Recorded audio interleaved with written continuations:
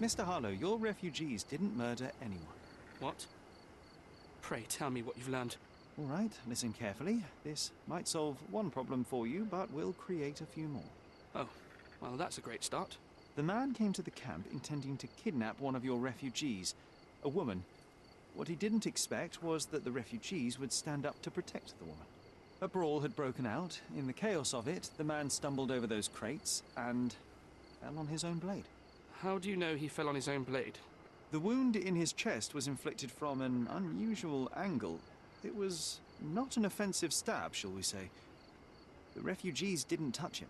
And judging by the blood at the scene, the intruder managed to raise himself but was unable to walk very far. He ultimately fell into the canal. But how did he sneak into the camp? Why didn't the police see him? And this is where your new problems emerge, Mr. Harlow. What do you mean? You're not a dull-witted man. You know what I mean. There is no feasible way to get into the camp without the police guards knowing of it. The pile of mess I had to sort out has just become bigger, but somehow that doesn't surprise me. Anyway, I thank you for your help, Mr. Holmes. I'll take it from here. Meanwhile, I'll make sure the police aren't detaining the refugees any longer. You can go back in and look for your witness. You think one small clock can make any difference in this place? Who knows, John? Just one ill-fitting cog could make the whole machine crumble.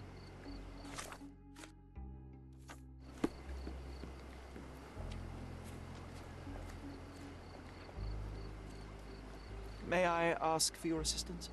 Sorry. We don't see much here.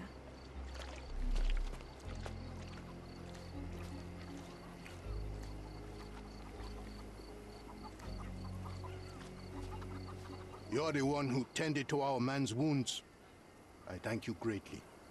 The police didn't allow us to help him. The police will leave you alone now. I've proven to them that the man who came into the camp died due to his own foolishness. Thank you for standing up for us. But nobody would help us without a reason. You're here because you want something. Yes, I do. I need to speak with the girl drawn here.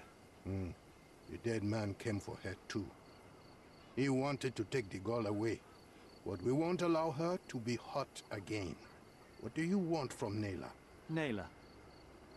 She was hurt some time ago. I'm here to find the people who did this and bring them to justice. And to find them, I need Nayla's help. Will you let me speak to her? Justice. There's no justice on this land. But you helped us, so maybe your words are not empty. You can speak to Nayla, if she wants it. But I will be watching you.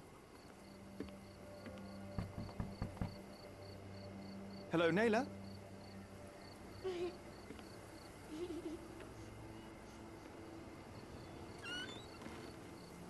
My name is Sherlock. I know someone hurt you. I am here to help. I'm trying to find the people involved and bring them to justice. Please. There is a photograph, and I'm sorry, it is terrible, but I simply must ask. Where did this happen? What can you tell me about these people? Christ, Sherlock. Nayla, I'm sorry. I'm not very good at this. You come here for me, but you are rude and cruel and condescending. A cross. The man had this cross. Now go away. Leave us be. I do not need another white man's help. Oh, glad that wasn't me. Not my best work, John, by a long shot. Nayla doesn't want us meddling. I'm starting to wonder what this all achieves. But she helped you anyway. Now we know that maniac's face and the cross he wore, we can still catch him.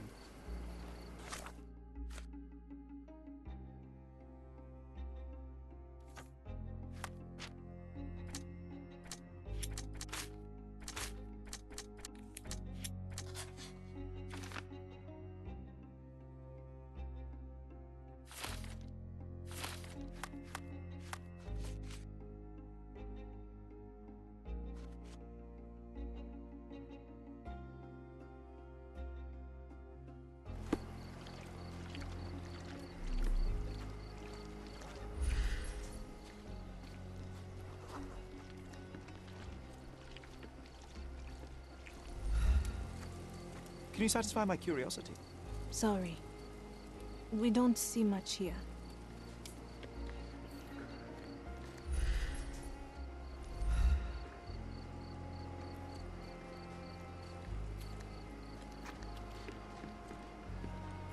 You still here? The intruder has a most peculiar tattoo on his neck, 2 lines and a point. Do you know anything about it? You really want to know, kid? Why? You want to play a policeman or something? I'm sure you have it in your records, so it won't hurt if I have it in mine. In my records, it's just a tattoo, as it should be in yours. Ah, to hell with you. Suit yourself as to what you're going to do with it. Off the record, though, such tattoos are often connected to a man named Mr. Niccolo Bernadotti. Bernadotti, you say? A respectable businessman in Scaladio. His company imports goods and wines, and smuggles everything that can be smuggled between the colonies and the mainland. His people can be identified by an obscure tattoo, just like the one over there our friend has. But these are all merely rumors, you see. If Mr. Bernadotti was a criminal, he'd be in prison now. Or hanged, right?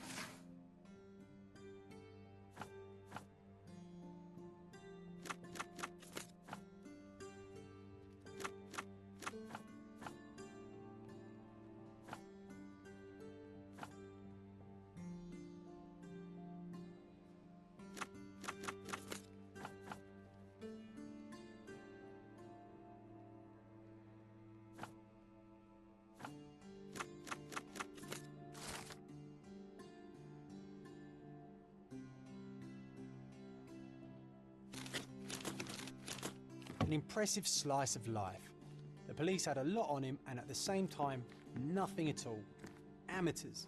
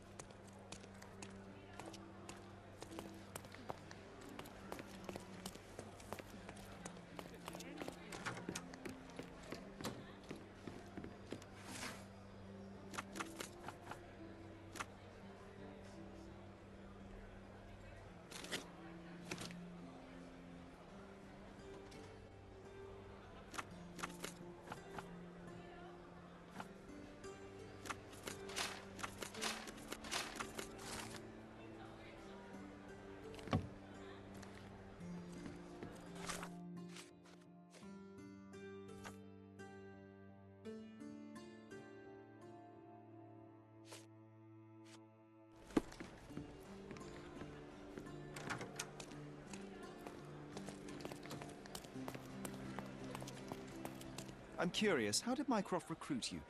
I doubt you're a field agent. I imagine you work with intelligence. That's correct. Your brother noticed me when I tracked down a spy at the archives.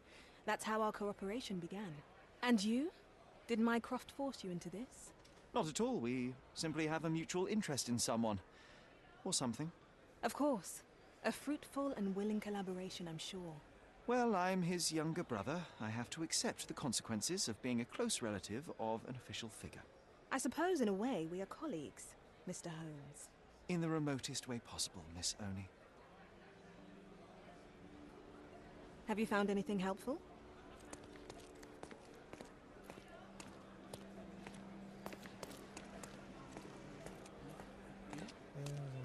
Can you satisfy my curiosity?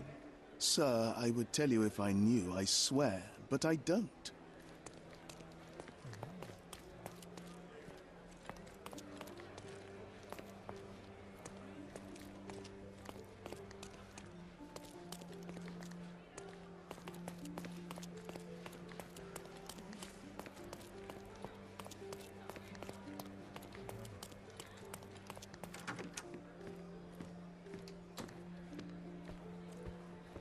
If you're here on matters of signing up for military service, come back tomorrow. Our department needs to straighten out some business.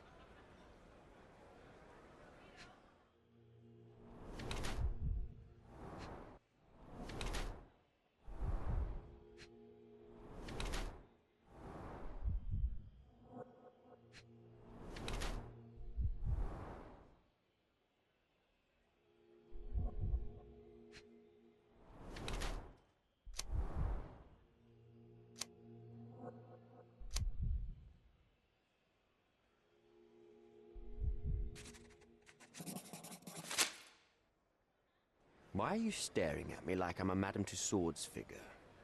Didn't you hear what I just said? You blame yourself for what you did. Won't be any good unless you confess to me, so I'll try to be polite. What sort of did are we talking about? Are you from the press? I'm here because of Naylor. Who? You don't remember her name. Lad, if you won't tell me why you came, I'll call for someone here to sort you out, if you get my meaning. Do you recognize this man? We definitely look alike. But you have the wrong person. Really? Then you won't mind if I pass this along to the newspaper? All right. All right. Is this about money, as you said in the letter? What kind of sum are we talking about? I've never written a single word to you. Bribery, not my style. So, that letter, it wasn't from you? Well, it appears that more and more people in the city are finding out about your despicable hobby, doesn't it? You're in the clutches of justice, and very soon they will squeeze you.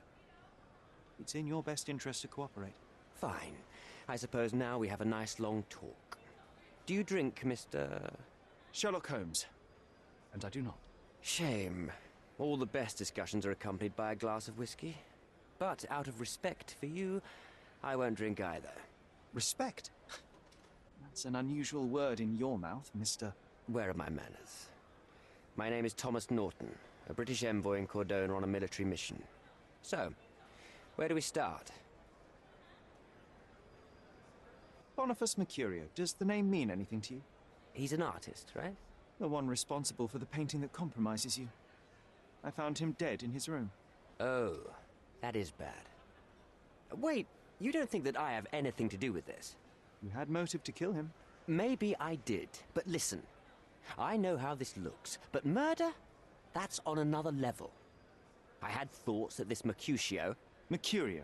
Well, him, yes. I thought he could have been the blackmailer. But I was too afraid to make any hasty decisions. There were plenty of ways to fail by making a move, so I chose to wait. To see what he would do next. You have to believe me. I don't believe people, I believe evidence. Then look at the evidence. You mentioned blackmail. Tell me about it. All right. A couple of days ago, I received an anonymous letter. It said that in the art gallery at Caravansary there exists a painting that incriminates me. The blackmailer made it clear that if there is a painting, then a photograph exists too. And I should be wary of what it might do to my reputation. What does the blackmailer want from you? Money, of course. What else do such people want? Needless to say, I don't remember anyone taking photographs at the party. Up until the last moment, I hoped he was bluffing. But he wasn't, as you've just proven to me. Show me the letter. I burnt it as soon as I read it. I've left enough evidence. There's no need for any more. So, let's return to the beginning. What happened at the party? I vaguely remember that night. As usual at such parties, you meet people, you talk with them, they invite you to spend some time alone with them. What can I say? I got myself mixed up with the wrong company, and somebody must have mixed some psychoactive substance in my drink. After that, it's all blurry. I completely lost my sanity. I made a terrible mistake which I regret deeply. You don't say. Do refugee girls often appear on the menu at those types of parties? It's rather rare. So you didn't attend the party to engage in an exotic experience involving a vulnerable woman unable to accuse you of assault? I would never have planned such a terrible thing. What happened was just bad circumstance. The painting that depicted you in the image of the devil was stolen by a mercenary. Did you have anything to do with it? I might be a rotten person, sir, but hiring criminals for illicit purposes is not in my daily schedule. And buying the painting in an attempt to hide the crime, is that on your daily schedule? What would you do in my situation? I would never put myself in such a situation. You're young. I could never have imagined myself in my current position, yet here I am in front of you. We all make mistakes, Mr. Holmes, and I'm no exception. Mr. Holmes, I've built my entire career on hard work and uncompromising dedication to the Crown. I made a mistake, but I'm not a villain from some cheap adventure fiction. By putting me behind bars, you will benefit precisely no one. Rotting in prison is the least you deserve, but I have a better idea. You will make amends and help the ones you hurt.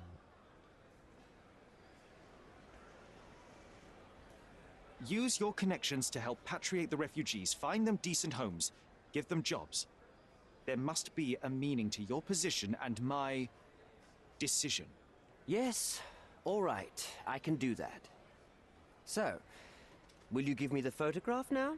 That's not all. Naylor deserves the very utmost of what you can do. Help the girl? I can't risk the press paying extra attention to her. I will do anything except that. I need to think this all through. Don't do anything foolish in the meantime.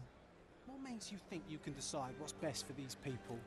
Such is the arrogance of British imperialism. I take your point.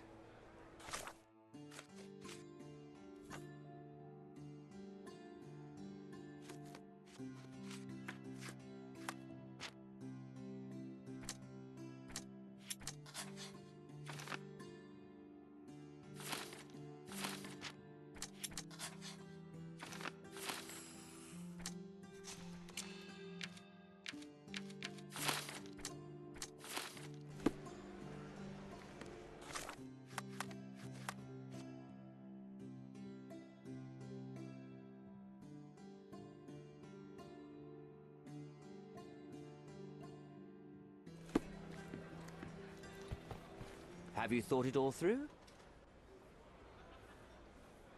Not yet.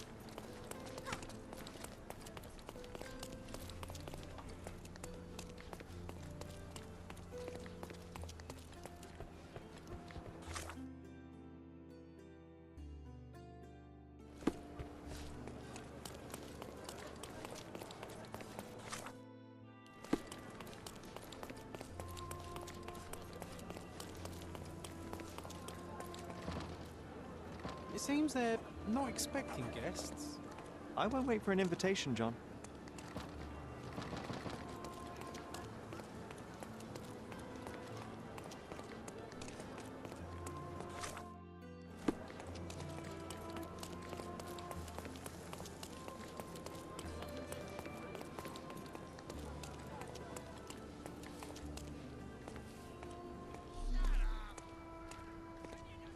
These workers don't look like your average Cordona folk. They're refugees from the camp.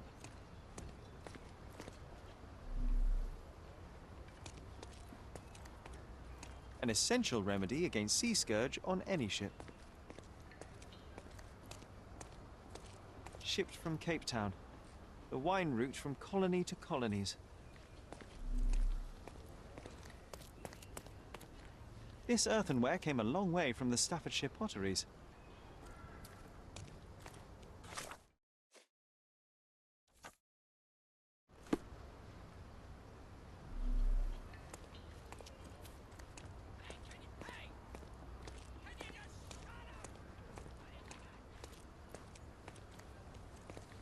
Is this familiar to you?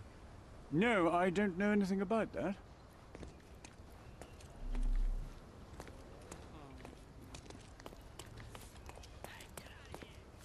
Are you able to help me? Sorry, we don't see much here. Time to check your who, what and what, Sherry. Who are you asking? About what and dressed? That's our way in, Sherry.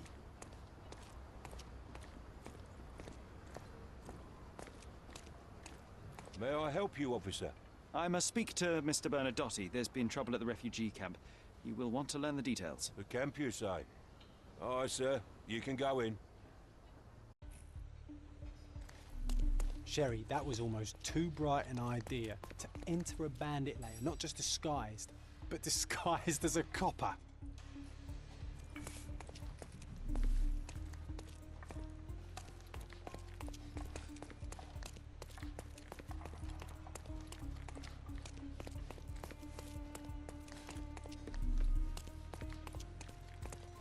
The Silverhand treasure, mate. Loads of pirate gold buried somewhere around, just waiting to be found. It's all right, there's no treasure. But maybe there is. I just need to crack the bloody riddle.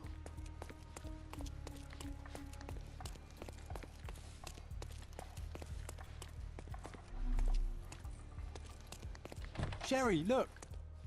This seems familiar.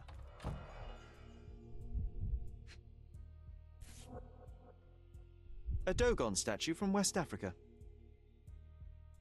A century old at least.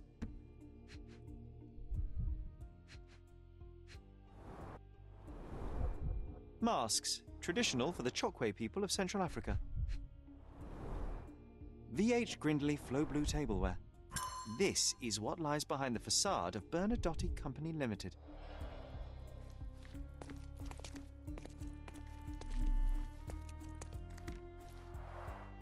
An amazing piece of culture. I imagine many collectors and museums would be interested in having it.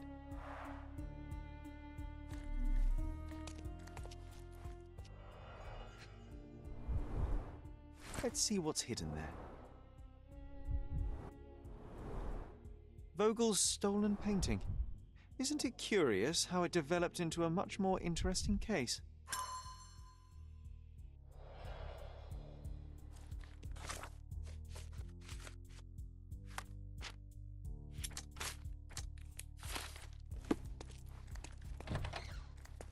Running late, officer.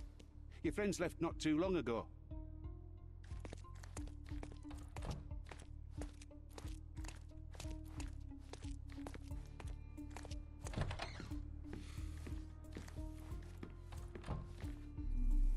This is it. This is where all the magic happens.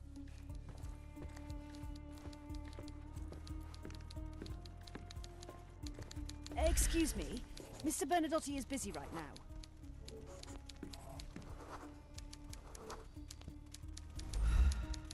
Sir, you're obstructing the light. Could you step back?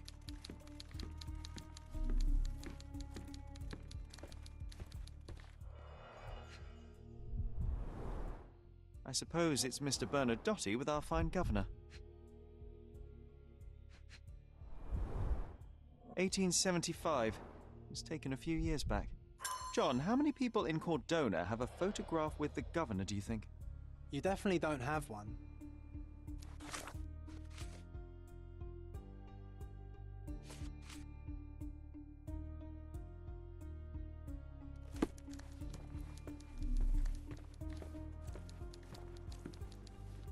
The Bernadotte Company Limited trade network reaches the most distant colonies of the Great Empire.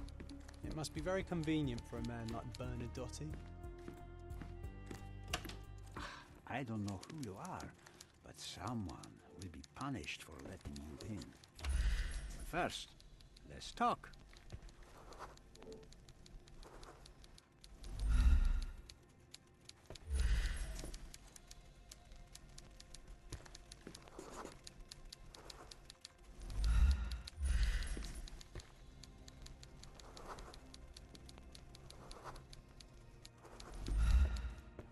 Whenever you're ready.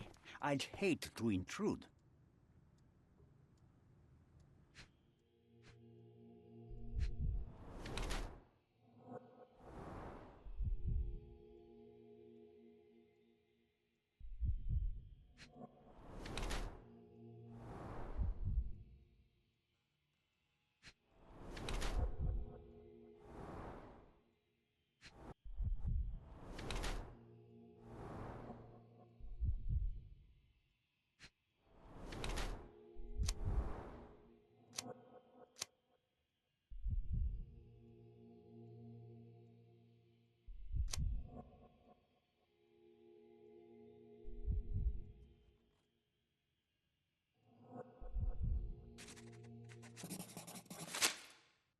Niccolo Bernadotte, I presume? The name is Sherlock Holmes, and I'm afraid I bring bad tidings. Is that so? The man you sent to the refugee camp failed in his task. He impaled himself on his own blade. A clumsy and chaotic end. For a man who just broke onto my property, you are more businessman than brute. You have my attention, Mr. Holmes. Do not waste it. Mr. Bernadotte, do you know the name Boniface Mercurio? I do not. Mercurio was a local artist. Recently, a man broke into his apartment, ransacked the place, and killed him. The thief was looking for something. You are testing my patience, boy. In a moment, the connection will reveal itself. As I said, your man was found dead in the refugee camp.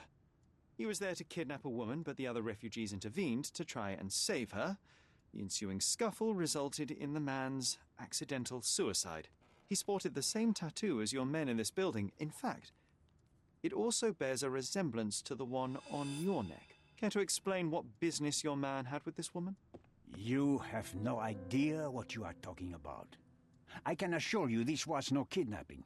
The refugees in the camp are on edge. What happened there is a tragic accident, one I am not responsible for.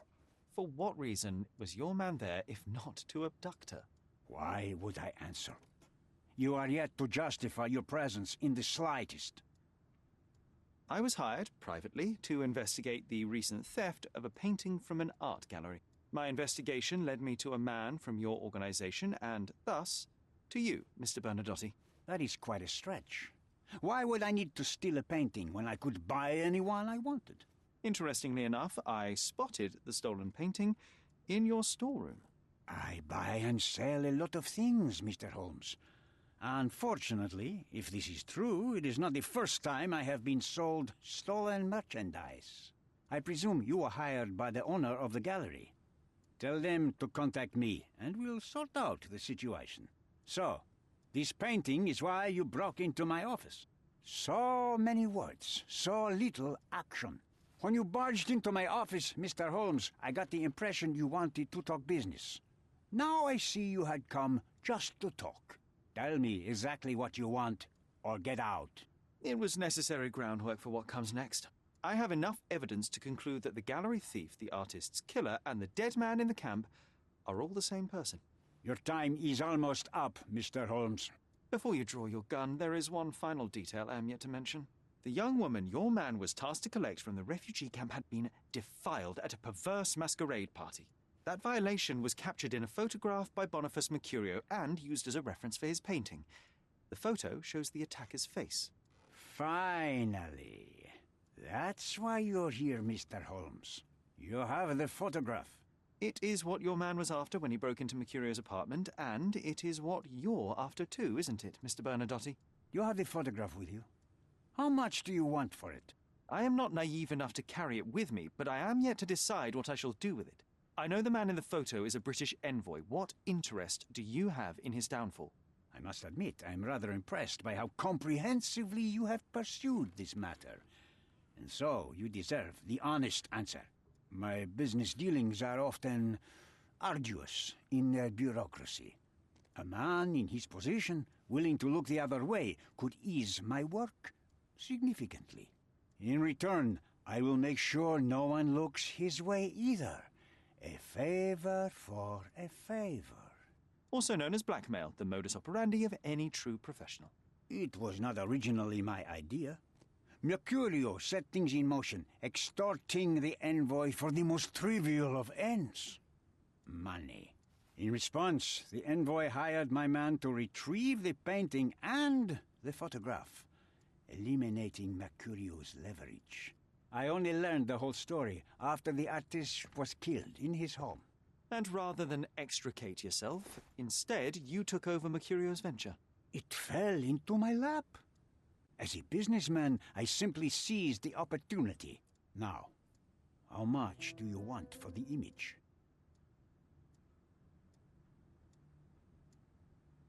Why should I give you the photograph?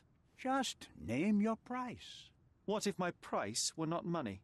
You claim to have connections, Mr. Bernadotte. Perhaps you could improve conditions for the refugees. Give them a chance for a better life. Ha! I do have connections, Mr. Holmes, but help the whole camp? You are asking too much. I could, however, make arrangements for one person. The woman who was violated will have her own home outside the camp, solely for her and her child. She will no longer be a refugee, but a princess. That I can guarantee. Is that really possible? It will be neither fast nor easy, but I can do it. She deserves it, don't you agree? And as for her abuser, he will serve me, as much as he deserves. So in your plan, everybody will be given their due. Especially you, Mr. Bernadotte. Seems like a fair deal, no? I doubt anyone could offer you better. Simply give me the photograph, and the world becomes a better place. I give you my word.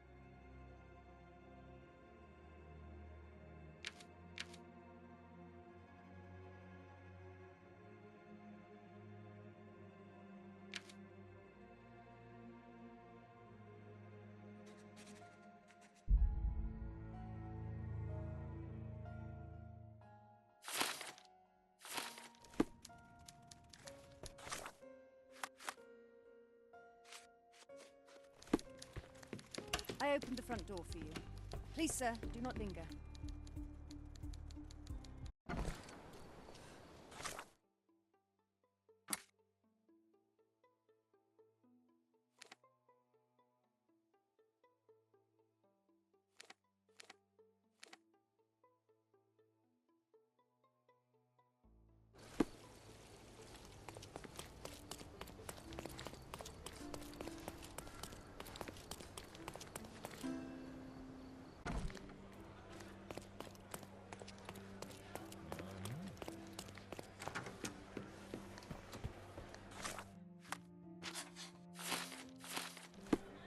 Have you thought it all through?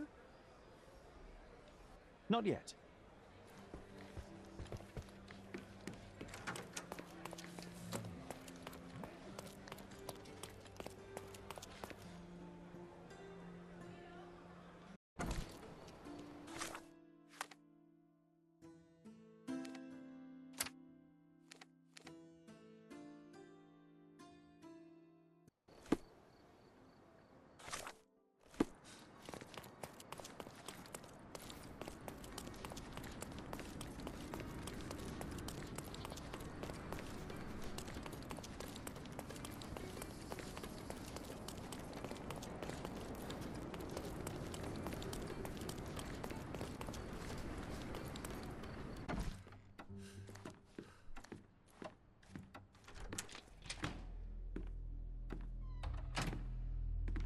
Mr. Holmes, you've returned.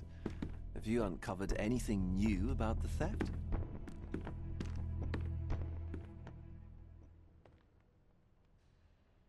I've brought news, but not all of it will please you. Fill me in, Mr. Holmes. I won't shoot the messenger. I tracked down Boniface Mercurio.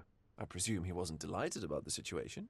He was not having a good day on account of his murder. Killed in his own flat by the same person that stole his painting.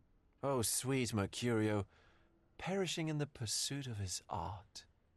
How apt. I will miss his exceptional sense of humor. I located the thief, but found him rather cold. He was tight-lipped about the painting, too. Huh, he's dead. How very droll, Mr. Holmes. One presumes you were not responsible. It was an accident at the refugee camp. He impaled himself on his own knife. Life is nothing if not cruel and capricious. What about the stolen painting? Have you located it? I found the painting, but I could not retrieve it. Well then, where is it? In Bernadotti's office. Bernadotti? That shady businessman? Why would he steal it from me? I'm afraid you'll have to ask him yourself. I take it you found something more then. I found the source of Mercurio's artistic inspiration. A photograph. What troubled me was that the sexual act captured was non-consensual. She was violated? Dear God, how despicable. Her abuser was in fact the British envoy. Mercurio took a picture of him committing the atrocity and then used it as artistic inspiration. I had no idea a mere break-in would eventually expose such barbarity. Mr. Vogel, I want you to make everything public, including the photograph. I'm sure you have a connection at the Cordona Chronicle. Ah, Mr. Holmes, loyal to your own truth till the end. Yes, I'm acquainted with the staff of the Chronicle. The story is sensational, and will surely draw attention to the gallery. But you must be aware that exposing the scandal will further hurt the victim. Does that not bother you? No matter what one does, the truth tends to come out, as well it should. I won't be the one to stand in its way. Though it's only your subjective truth being exposed. Not that I'm judging. It's perfectly reasonable for everyone to have their own views. When you called me, you knew exactly what you would get. Oh, but I'm not like you, Mr. Holmes. I cannot be sure of anything. Regardless, I must thank you, for art's sake. Well, now that we've resolved all of our outstanding matters, I have a gift for you. I took the liberty of having it delivered to Stonewood Manor. I am told it belonged to your mother. Thank you, Mr. Vogel. I am curious to see what you have procured.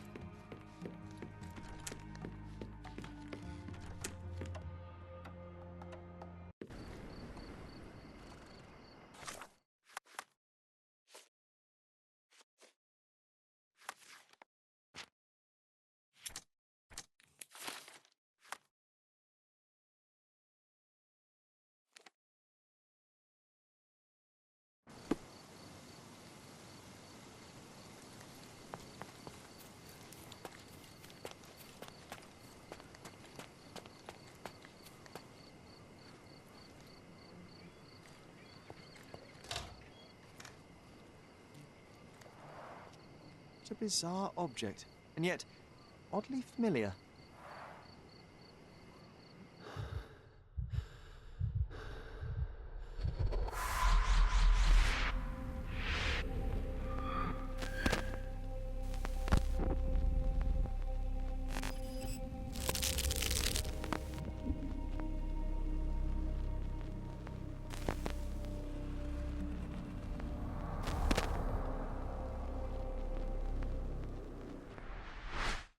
Did you just remember something? Yes. A room full of curiosities and artifacts. I think I can find it in the manor. Sherlock. So, you continue to pursue the imaginary. I had hoped you might have got all this out of your system by now. Mycroft, what are you doing here? Get out of my house. It's my house, actually. I've come to bring you back. I have no interest in returning, let alone with you. I know you lied about Mother all these years, claiming she was merely ill, but she was unstable. She never had tuberculosis. She was not recuperating, but mentally deteriorating, and you never once thought to tell me. How dare... I shall not indulge this petulant tantrum. You can just tire yourself out and then slink back to London with your tail between your legs. Just tell me everything! I'm an adult now. Show me the basic courtesy of an explanation. You know I will find out eventually. The goal was stability, and that's what you got. The right thing for everyone was to try and move on from her passing. The consequences of one's actions determines what is right or wrong. Yes, exactly. The ends justify the means. After leaving Cordona, Sherlock, you had a normal childhood. In London, I was able to support you, guide you, shape you into a fine and productive young man. You have so much potential, so much to offer society. But that's not the end. Now I found the truth, and it has shattered everything I knew about her, about you, and about myself. I feel unstable because of you. Your actions were not justified. Lying never is. Oh, grow up, Sherlock. It was a white lie which has as much use in the realm of the interpersonal as the international. It is time you come to accept that some things are bigger than yourself. Oh, you are full of it. You like to pretend you care about the big picture, but it's just an ego trip. You like knowing more than others. You like greasing palms and rubbing shoulders with the rich and powerful. You like having eyes and ears everywhere. The fact it helps the nation is incidental, because all you care about is yourself. It's true. I have agents everywhere, including Cordona. If you weren't so damn stubborn, you'd realize that means I'm only here for you.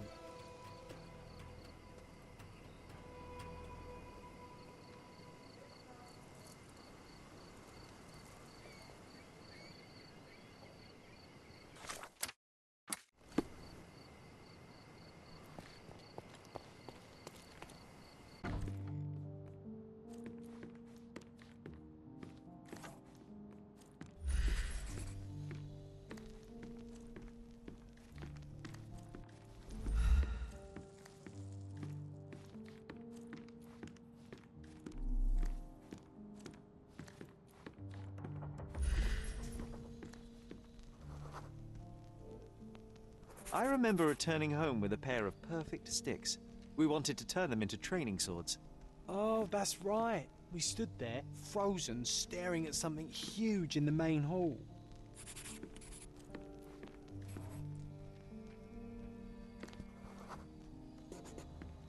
It was a giant aquarium with a living mermaid in it.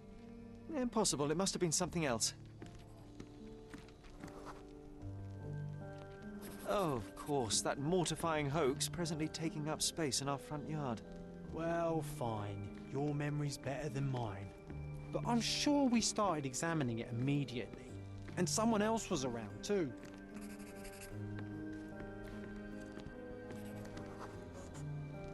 It was my mother. She asked what I thought of the artifact. You were really concentrating and holding something in your hand. I inspected it with a magnifying glass and was able to confirm it was made of two different skeletons. The mermaid was a fake. And so it was time to smash the thing. Your mother took a hammer and... Slow down, John. That's not how it happened.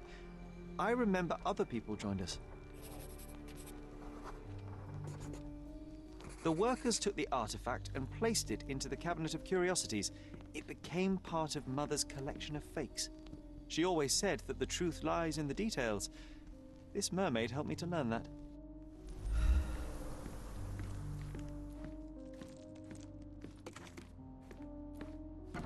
Ah yes, my mother's studio.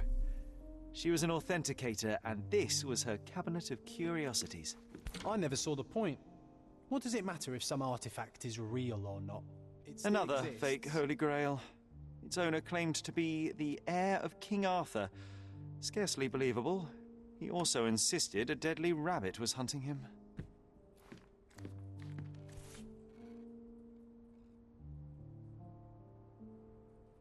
Watkinson and Holman, Chapter 1, by Wallace D. Oram. Oh, Mycroft. He always acts so serious, but then reads tripe like this. John, if I remember correctly, you couldn't put this book down.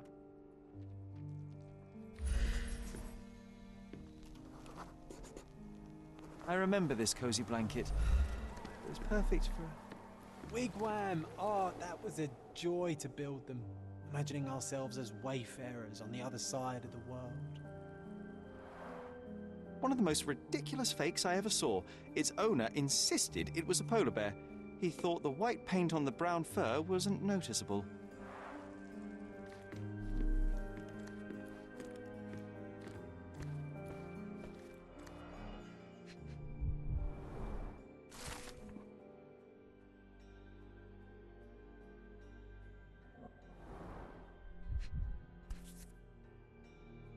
Carefully opened. Dated 24th of April, 1869.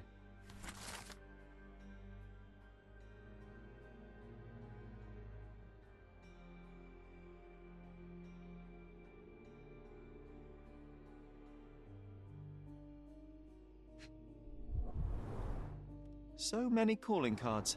Mycroft liked to keep useful people at hand. Reliable and driven. I recognize Mycroft's handwriting.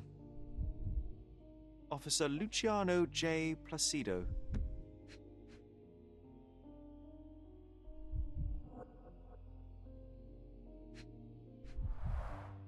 This drawer was always closed. Only Mycroft knew how to open it. I remember we tried to break it open and spy on him, but alas, had no success. Maybe today's the day. Ah, Sherry.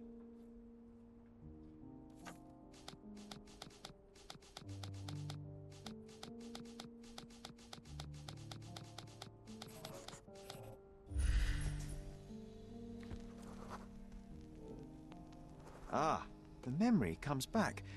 We snuck about watching him. He closed the drawer and went to the hall.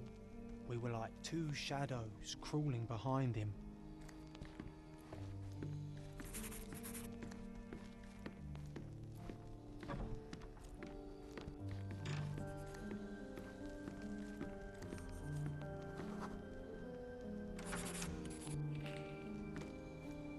He opened the door to the postman, and they exchanged documents.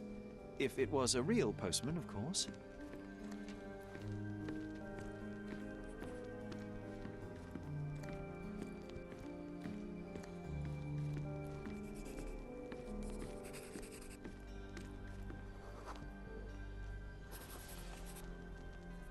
The painting on the wall was slightly atilt. He stopped and straightened it.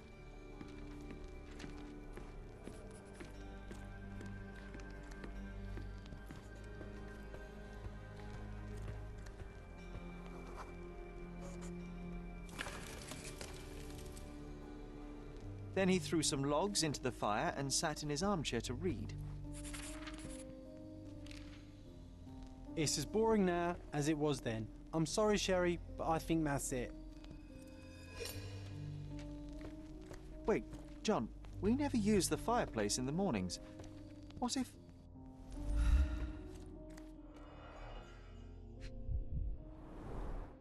A bit of juniper in the fireplace created a soothing atmosphere. It's the little things, isn't it? I think this is what we're looking for.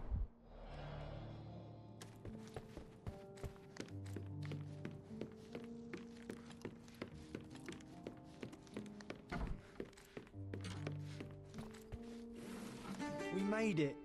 So what's there? Gifted by Queen Victoria herself. Single malt whiskey, Mycroft's favourite. Otto Richter. This one is rather thick. Mycroft can be truly dogged in his research. Dossiers on the most influential people on Cordona.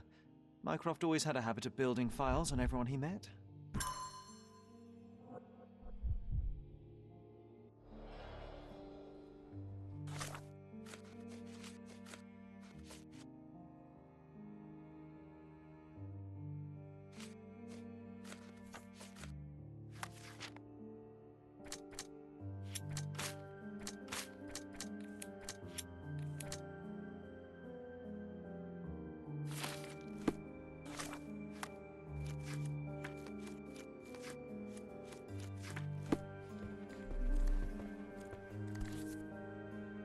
(1852), Bingley, West Yorkshire. This photo caused a lot of fuss. My mother spent some time to prove it was a fake.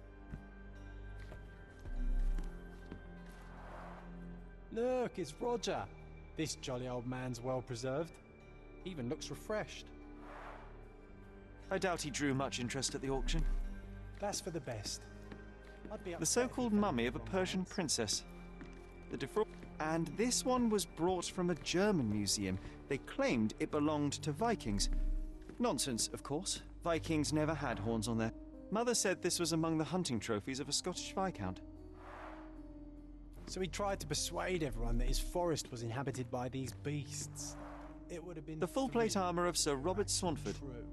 I was told my father won it in a wager. Armour is armour, but look at his sword. Oh, how badly I wanted to wield the blade. Clearly, it was deliberately torn. I wonder why someone would do that. The Tulpa, Studies in Tibetan Mentalism. An impressive number of bookmarks. Someone was rather obsessed with this subject.